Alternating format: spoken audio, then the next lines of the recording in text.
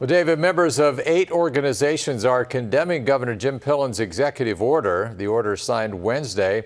It defines biological male and female. And a few Democratic state senators are expressing concerns over legality. Our Bella Caracta is on your side. She joins us live from the newsroom with what this could mean for daily operations across the state. Bella.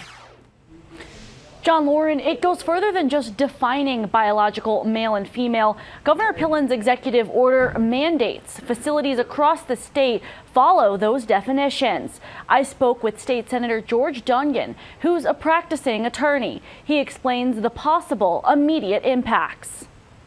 If they have these strict definitions now being implemented by virtue of the proclamation, that could have wide-ranging effects on things like family services and other sorts of services provided by those executive entities.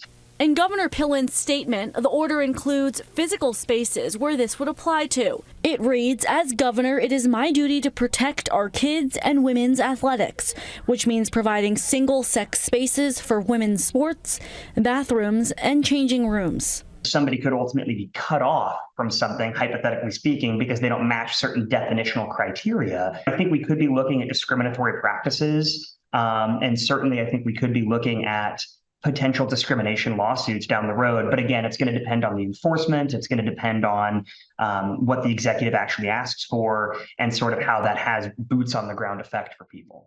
6 News asked the governor's office how they plan to enforce the executive order, and they did not answer our question. On your side in Omaha, Bella Caracta, 6 News. Pillen's spokesperson told 6 News there's no expectation that this will impact federal funding.